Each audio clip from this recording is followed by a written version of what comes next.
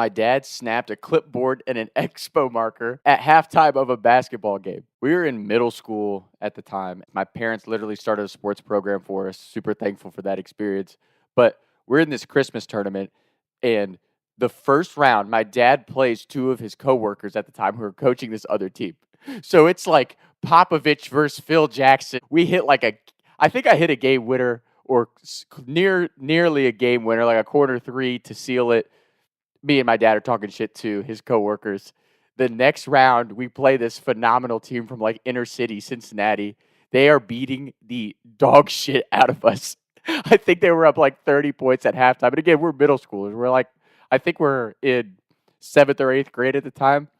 We go in at halftime, and it had like this little like old school locker room like below the court.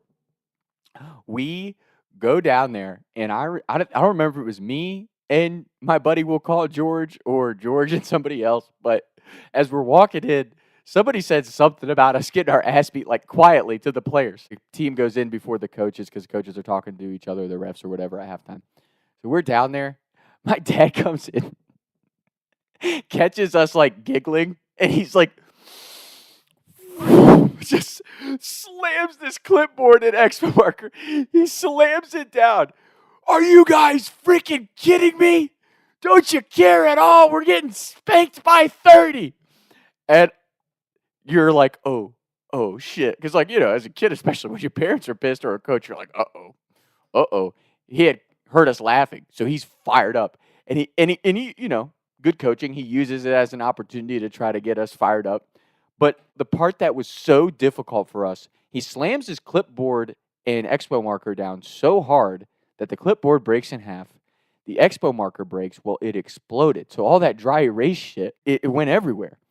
And I'm trying to keep my head down. Well, as I look up after gaining my composure, I look right at George, who has black expo marker ink all over his face.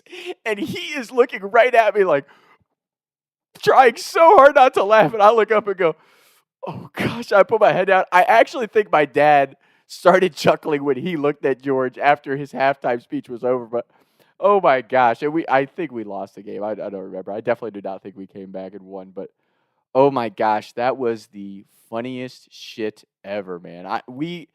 That's where like God's got to have a sense of humor, because there's 10 kids on the team, right? Like, what are the odds that the ink only goes over one kid, and it's the kid who is laughing and always making people laugh? So it's like, it'd be like hitting Theo Vaughn with the expo marker, right? Like, you're gonna hit the funniest dude, it's just gonna egg him on, So it was just hysterical. And honestly, that the important lesson in that is when I was growing up, my dad, he coached me through pretty much all of middle school.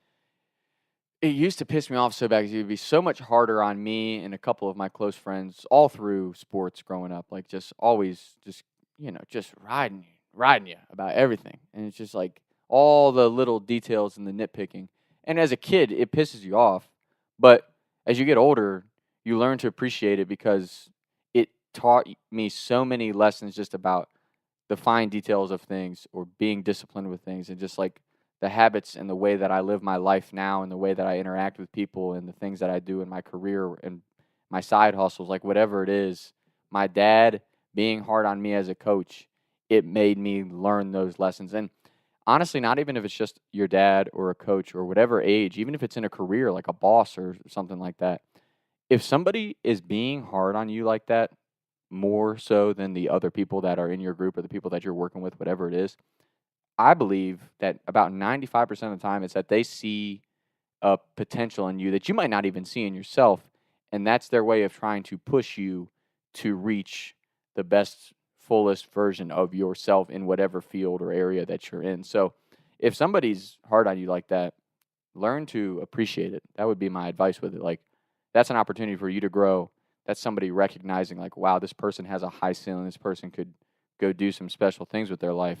Take advantage of that and embrace that. Embrace the challenge. So, but yeah, that was one of the funniest crash outs of all time. And I remember my dad on the way home from the loss being so upset that he broke his clipboard because he had just bought his, whiteboard or whatever. Oh my God. And the next time around when he bought another whiteboard, he purposely bought one with like the rubberized edges in case he dropped it or threw it again. But I tell you, hardest I ever laughed in my life. I got some great middle school basketball stories to come on here. St. Joseph Academy, what a time. But that particular one was one of my dad's favorite. That was one of my favorite crash out moments of my dad. And the best part is on the way home, he's like, did you see that motherfucker laughing after I was chewing you guys out? Like, how could you not? You shattered your expo marker on the floor and the ink went all over him. Like, it was one of the funniest things I've ever seen. So that was great. And shout out my dad for always coaching us and some of the kids that we dealt with. It was comedy for me. So that's today's episode. Hope everybody's well. Can't stop, won't stop. Talk some time.